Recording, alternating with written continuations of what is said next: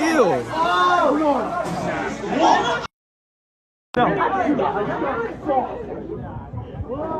Oh my God.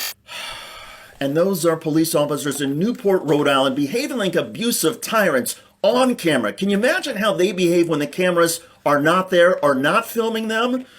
Witnesses say that this incident happened about 1:20 in the morning this past Sunday morning. They say that two police officers were trying to arrest a guy who was up against a trolley.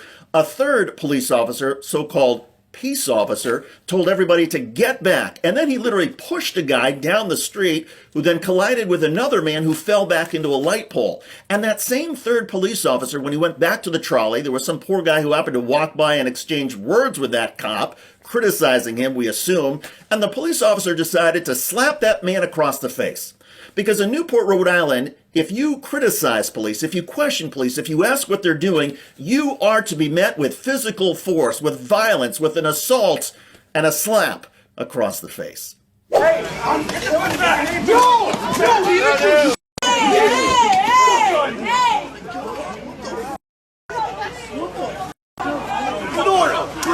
Oh my God, bro. Now, that violent response by that Newport police officer is against the law. It is assault, and it makes the city of Newport vulnerable to a civil lawsuit.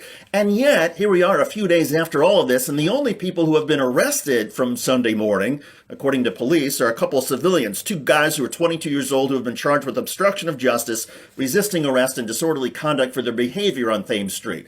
The officer who did the slap, has he been arrested? Has he been charged? A couple of days into this, nope, not yet. The chief of police says there is an investigation that's underway and that authorities are reviewing the video. But think about it this way. If the situation were reversed and you or I were caught, say, arguing with a police officer and then just slapping that police officer, would it take several days? Would it take an investigation? Would it take reviewing the videotape for you or I to get arrested and charged on the spot? We would be lucky if we were not tasered or even shot.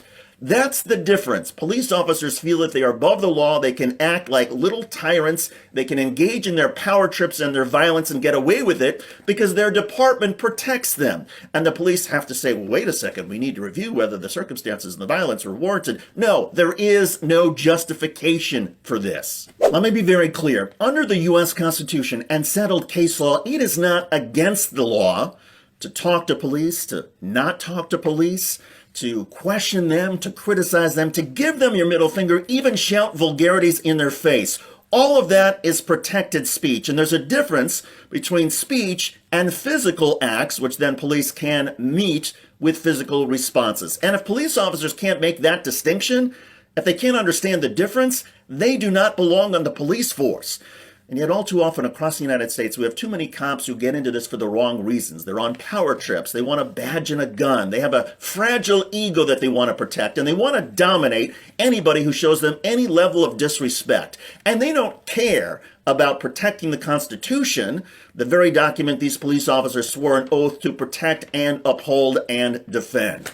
I do not think that most police officers are rotten to the core, but there are enough out there that make the police in America simply look terrible and make their cities vulnerable to civil lawsuits. It's why we need a national registry of these rotten cops, the police officers who should not be rehired after they've been charged or after they've been fired. And starting on this list needs to be that jerk of a police officer in Newport, Rhode Island, who couldn't handle being criticized and decided to respond with a slap across the face. That guy deserves to be off the force and never get another job in law enforcement or security ever again. I'm David Schuster. Thanks for joining us. Tell me what you think in the comment section.